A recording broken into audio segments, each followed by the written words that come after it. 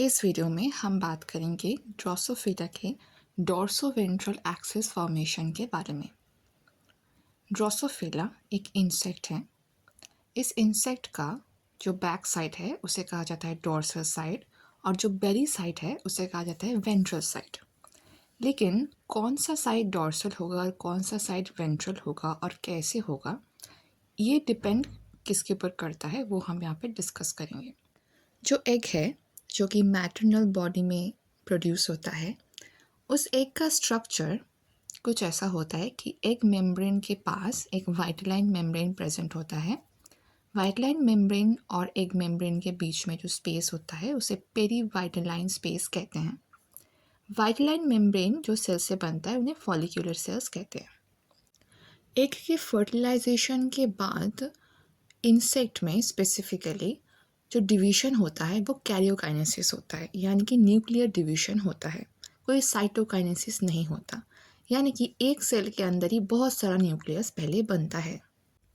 उसके बाद साइटोकाइनेसिस होके ये न्यूक्लियस अलग अलग सेल में चले जाते हैं। इस टाइप को कहते हैं सिंसाइशियल ब्लास्टोडर्म फॉर्मेशन और टाइप ऑफ क्लीवेज। यहाँ पर एक साइड बनता है डोर्सल साइड और दूसरा साइड बनता है वेंट्रल साइड, यानी कि कुछ सेल डोर्सल स्ट्रक्चर्स बनाते हैं, कुछ सेल्स वेंट्रल स्ट्रक्चर्स बनाते हैं। तो ये इंस्ट्रक्शन कैसे आता है और कहाँ से आता है, तो यहाँ पर एग को थोड़ा जूम करके देखते हैं। एग के चारों तरफ है फॉलिक्यूलर सेल्स, यानी कि वाइटलाइन मेम्ब्रेन के सेल्स, और बीच में स्पेस है वो है पेरीवाइटलाइन स्पेस। एग का जो न्यूक्लियस है वो एक साइड पे शिफ्ट करता है। जहाँ पर शिफ्ट करता है वहाँ पर बनता है डोर्सल एंटीरियर साइड। न्यूक्लियस के आसपास एक एमआरएनए प्रेजेंट होता है जिसका नाम है गुल्किन एमआरएनए। गुल्किन एमआरएनए से गुल्किन प्रोटीन बनता है। गुल्किन प्रोटीन एग से बाहर निकलता है और जाकर बाइंड करता है एक रिसेप्टर के साथ जो प्रेजेंट है फॉलिक्यूलर सेल्स के ऊपर। इस रिसेप्टर का नाम है टॉर्पेडो रिसेप्टर। टॉर्पेडो रिसेप्टर से गुल्किन प्रोटीन बाइंड होने की वजह से इन फॉलिक्यूलर सेल्स के अंदर एक प्रोटीन बनता है जिसका नाम है मिरर प्रोटीन। ये एक ट्रांसक्रिप्शन रिप्रेसर है। तो ये किसका ट्रांसक्रिप्शन रोकता है या रिप्रेस करता है? ये रोकता है पाइप एमआरएनए का ट्रांसक्रिप्शन, यानी कि इन फॉलिक्यूलर सेल्स में पाइप एमआरएनए नहीं बनता है। इसकी वजह से ये साइड बन जाता है डोर्सल साइड। तो फिर डोर्सल साइड बनाने के लिए एक एग के अंदर क्या क्या होता है? सबसे पहले आता है गुल्किन एमआरएनए, उसके बाद गुल्किन प्रोटीन जो बाइंड करता है टॉर्पेडो रिसेप्टर के साथ, जिसकी वजह से बनता है मिरर प्रोटीन और जिसकी वजह से पाइप का सिंथेसिस बंद हो जाता है, पाइप का सिंथेसिस नहीं हो पाता। इसकी वजह से डोर्सल साइड का फॉर्मेशन होता है। तो वहाँ पर जो भी सेल्स बाद में बनेंगे वो सारे डोर्सल सेल्स होंगे, यानी कि डोर्सल स्ट्रक्चर्स बनाएंगे। अब आते हैं दूसरे रीजन पे जहाँ पर ये गुल्किन एमआरएनए और गुल्किन प्रोटीन प्रेजेंट नहीं है। वहाँ पर क्या होता है?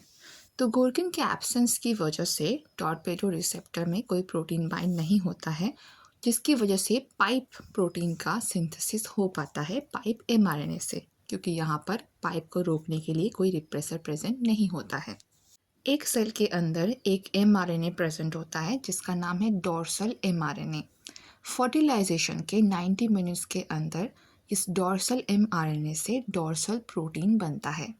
एग के जिस रीजन पे डोर्सल प्रोटीन एक्टिवेट होता है उस रीजन को बनाता है वेंट्रल साइड। और डोर्सल प्रोटीन के एक्टिवेट होने के लिए पाइप का होना बहुत ज़रूरी है। तो वेंट्रल साइड फॉर्मेशन के लिए डोर्सल एमआरएनए से डोर्सल प्रोटीन बनता है जो कि इनएक्टिवेट फॉर्म में रहता है, क्योंकि इसके साथ एक और प्रोटीन बाउंड रहता है जिसका नाम है कैक्टस प्रोटीन। ये एग के अंदर हो रहा है आफ्टर फर्टिलाइजेशन। डोर्सल प्रोटीन को एक्टिवेट करने के लिए एक सिग्नल की ज़रूरत है, और इस सिग्नल को रिसीव करने के लिए एक मेम्ब्रेन के ऊपर होता है एक टोल रिसेप्टर। अगर टोल रिसेप्टर को सिग्नल मिलता है तो ट्यूब प्रोटीन पहले प्रोटीन को लेके आता है टोल रिसेप्टर के पास, और पहले प्रोटीन एक्टिवेट हो जाता है जो कि एक प्रोटीन काइनेस है। लेकिन ये सिग्नल कहाँ से आता है और कैसे आता है, इसे देखते हैं। एग के पास जो व्हाइट लाइन मेम्ब्रेन है, यानी कि जो फॉलिकुलर सेल्स हैं, उसके अंदर पाइप प्रोटीन का फॉर्मेशन हुआ है due to absence of gurken protein.